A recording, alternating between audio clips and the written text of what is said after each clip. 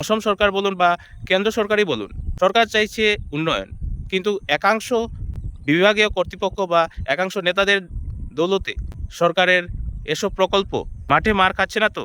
অমৃত সরোবর প্রকল্পের অধীন জলাশয় নির্মাণের নামে হরিণ লুটের অভিযোগ উঠেছে কাটিগড়ায়। সরকারিভাবে পর্যবেক্ষণ করলে বেরিয়ে আসবে আসল তথ্য।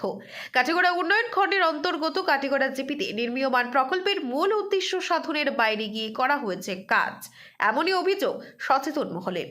জানা গেছে, কাটিগড়া খণ্ড উন্নয়ন কার্যালয়ের অধীন কাটিগড়া জিপি সহ একাধিক জিপিতে পঞ্চায়েত রাজ্যের মাধ্যমে প্রধানমন্ত্রী নরেন্দ্র মোদী আজাদি কা অমৃত মহোৎসবের অংশ হিসেবে অমৃত সরোবর নামকরণ করে জলাশয় নির্মাণের জন্য মেগা প্রকল্পের উদ্বোধন করেছিলেন ব্লকের বিভাগীয় কর্তা সহ পঞ্চায়েত প্রতিনিধিরা।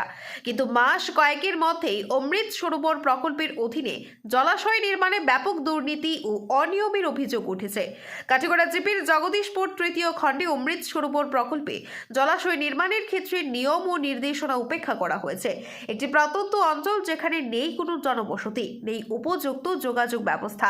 বন্যা কবলিত হাওর এলাকায় অমৃত সরোবর নির্মাণের ফলে সরকারের মহৎ উদ্দেশ্য কি সফল হচ্ছে, নাকি নেপথ্যে রয়েছে সরকারি অর্থ আত্মসাতের কোনো পরিকল্পনা, জানতে চাইছেন উন্নয়নকামী জনসাধারণ। সরকারি নিয়ম অনুযায়ী জলাশয়ের পাড়ে চারা রোপণ করার কথা ছিল, কিন্তু সেখানে করা হয় নাই। এমনকি সরকার কাটিগড়ায় অমৃত সরোবরের জব কার্ডধারীদের জন্য যতই কঠোর হোক না কেন, বিভাগীয় কর্তারা অর্থ নয়ছয়ের জন্য বিকল্প পথ বেছে নিয়েছেন বলে অভিযোগ। জেসিবি, ট্রাক ইত্যাদি লাগিয়ে নামকা ওয়াস্তে জলাশয় নির্মাণ করা হয়েছে। আশ্চর্যজনকভাবে দেখা গেছে প্রকল্পস্থলে নেই কোনো সরকারি তথ্য ফলক। এতে জনমনে বিরূপ প্রভাব পরিলক্ষিত হয়। প্রধানমন্ত্রী নরেন্দ্র মোদীর স্বপ্নের প্রকল্পটি রীতিমতো অন্তঃসার শূন্য হয়ে পড়েছে। সরকারি অর্থ নয়ছয়ের ব্যাপক অভিযোগ উঠেছে সেখানে। অমৃত সরোবর নির্মাণকে কেন্দ্র করে বিস্তর অভিযোগের প্রেক্ষিতে পঞ্চায়েত প্রতিনিধি এবং সংশ্লিষ্ট কর্তৃপক্ষের সাথে যোগাযোগ করার চেষ্টা করলেও যোগাযোগ সম্ভব হয়নি। ব্যুরো রিপোর্ট, আজকের বরাক। নমস্কার দর্শকবৃন্দ, আমি এই মুহূর্তে দাঁড়িয়ে আছি দক্ষিণ কাটিগড়ার অন্তর্গত জগদীশপুর তৃতীয় খণ্ডের একটি হাওর এলাকায়। আমার পিছনে আপনারা দেখতে পাচ্ছেন সরকারের অমৃত সরোবর প্রকল্পের একটি নমুনা। এই প্রকল্পটি কাটিগড়া সদর যেখানে বলা হয়, যেমন ধরুন থানা, সার্কেল অফিস এলাকা থেকে প্রায় 15 থেকে 20 কিলোমিটার দূরবর্তী স্থানে এই অমৃত সরোবরটি তৈরি করা হয়েছে। কাজ এখনও অসম্পূর্ণ রয়েছে। এই অমৃত সরোবরের কিছু কাজের নমুনা আপনাদেরকে দেখাবো। কিছু মাটি ফেলে এখানে অমৃত সরোবরে কাজ করা হয়েছে। প্রাপ্ত সূত্রে আমরা জানতে পেরেছি এই প্রকল্পের জন্য সরকার থেকে 35 লক্ষ টাকা বরাদ্দ করা হয়েছে। কিন্তু প্রশ্ন হচ্ছে, কাটিগড়ার প্রাণকেন্দ্রে এত এত জায়গা থাকা সত্ত্বেও কেন এই হাওর অঞ্চলে, যেখানে জনসমাগম বলতেই নেই, সেই এলাকায় কেন এই অমৃত সরোবর প্রকল্পটি বাস্তবায়ন করা হচ্ছে?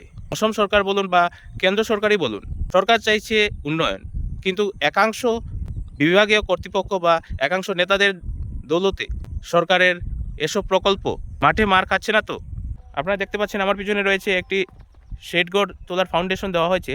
এখানে 6 mm 3টি ডট দিয়ে ফিলারগুলো উঠানো হয়েছে।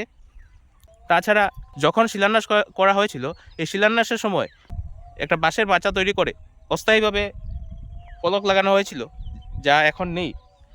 তাই আমরা এই কাজের জন্য কত টাকা বরাদ্দ হয়েছে অ্যাকুরেটভাবে বলতে পারছি না, তবে আমরা সূত্র মারফত জানতে পেরেছি এই কাজের জন্য 35 লক্ষ টাকা বরাদ্দ করা হয়েছিল।